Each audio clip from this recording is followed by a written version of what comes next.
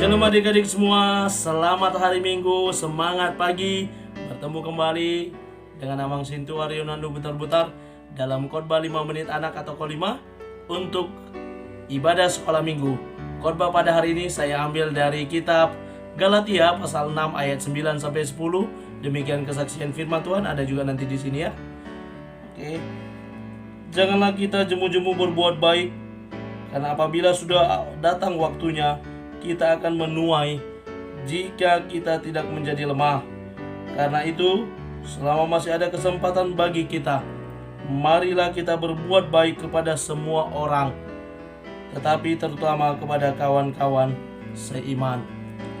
Adik-adik terkasih, yang menjadi judul khotbah atau firman Tuhan buat kita pada hari ini, teruslah berbuat baik.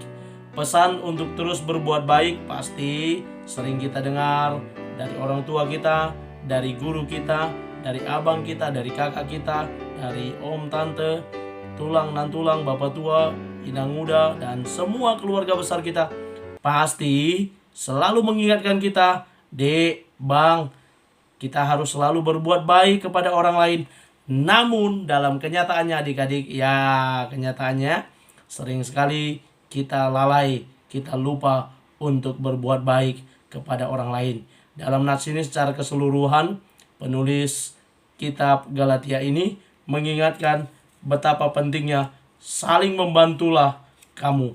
Ini pesan Rasul Paulus kepada jemaat di Galatia supaya mereka juga hidup berdampingan, hidup saling membantu satu sama lain. Adik-adik terkasih, apa saja yang bisa kita lihat dari pesan nats firman Tuhan buat kita pada hari ini? Yang pertama dikatakan, janganlah jemu-jemu berbuat baik. Kenapa?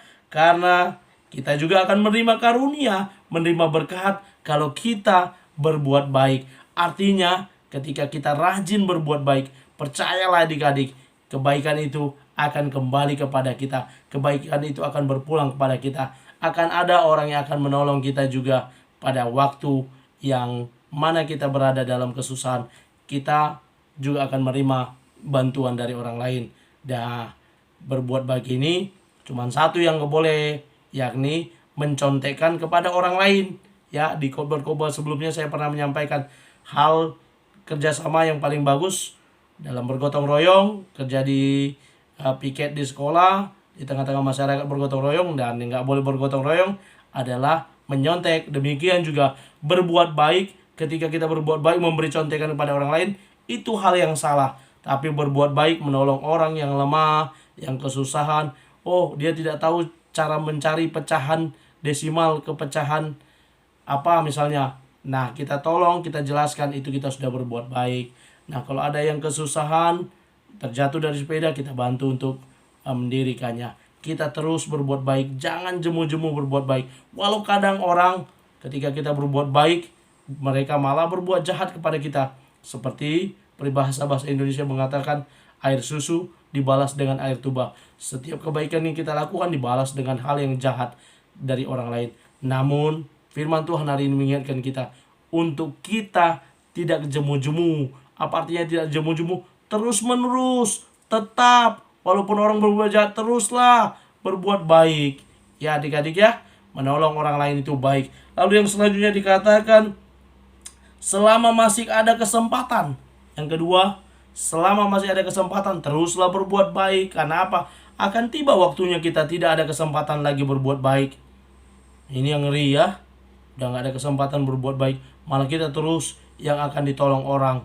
Nah, selagi ada waktu, selagi masih ada tenaga kita, mari kita terus menerus berbuat baik. Orang baik itu akan menerima balasannya.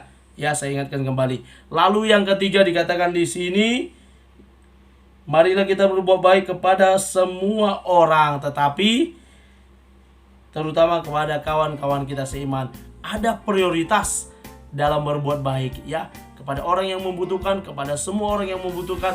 Namun yang khusus lagi, yang benar-benar membutuhkan, itulah yang kita tolong, yakni orang-orang yang seiman dengan kita. Ini spesifiknya, tapi pada semua orang itu pasti dan harus. Nah yang menjadi ayat hafalan adik-adik 1 Tesalonika pasal yang kelima, ya, 1 Tesalonika pasal yang kelima ayat yang ke-21. Demikian kesaksian firman Tuhan. Ada juga di running text-nya, ujilah segala sesuatu dan peganglah yang baik. Mari adik-adik menjadi anak-anak sekolah minggu yang terus berbuat baik dan belajar terus berbuat baik, dan kebaikan kita pasti akan kembali kepada kita. Terima kasih, Tuhan Yesus memberkati. Shalom.